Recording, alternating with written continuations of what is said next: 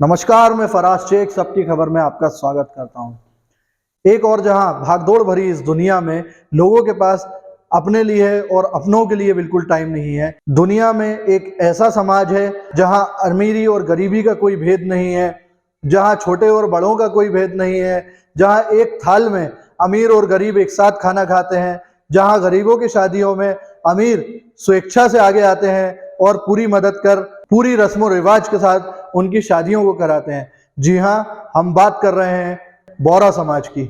साथियों, क्या आप जानते हैं बोहरा समाज की एक खास बात? इस समाज की खास बात यह है कि अमीरी और गरीबी का भेद भुलाने के लिए दोपहर में एक समय का खाना संयुक्त किचन मतलब कम्युनिटी किचन में बनाया जाता है, जिनका मेन्यू इनके धर्म गुरुओं की ओर से तय किया जाता है और इस खाने को बनाने के बाद समस्त बोहरा समाज को इसको बंटवा दिया जाता है। जी हाँ दोस्तों, आपको ये जानकर बेहद हैरानी हो सकती है कि दोपहर के समय का खाना इस समाज में किसी भी घर में नहीं बनाया जाता है। ये खाना कम्युनिटी किचन में बनाया जाता है और उसके बाद टिफिनों के माध्यम से सभी के घरों व उनके कार्यस्थलों तक पहुंचाया जाता है। इनके कम्युनिटी किचन में बना हुआ ये खाना एक समय में एक साथ दावा किया जाता है कि पूरी दुनिया के बोहरा समाज के लोग एक वक्त में एक साथ खाना खाते हैं और एक सा खाना खाते हैं। जब हमने इसके पीछे तहकीक की, बोहरा समाज के जिम्मेदारों ने इसके संबंध में चौंकाने वाली जानकारियां हमें तक पहुंचाई। इसके पीछे इनका उद्देश्य है कि अमीरी और गरीबी का भेद मिटाया जा सके, एक वक्त में एक साथ सब एक तरह का खाना खाएं और जिससे कोई भी अपने आप को किसी से कम या किसी से ज्यादा ना समझे। इसके पीछे दूसरा उद्देश्य इनका यह है कि इससे कई लोगों को रोजगार मिलता है। ऐसे गरीब और बेसहारा लोग इनके समाज के, जिनके पास आर्थिक स्रोत, कमाई के स्रोत कुछ भी नहीं है, इन लोगों को इस समाज के लोग टिफिन बांटने के काम पर लगाते हैं और बाकायदा इसके एवज में उनको खाना सहित अच्छी सैलरी भी दी जाती है।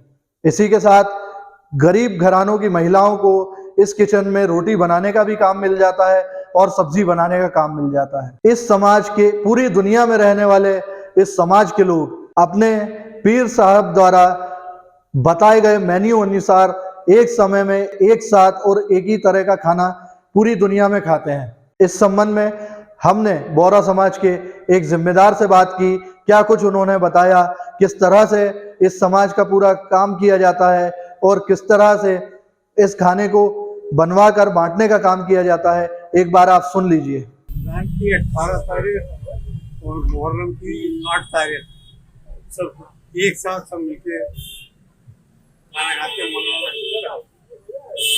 मतलब एक ही मेन्यू पे ये पूरा खाना बनता है? कौन तय करता है?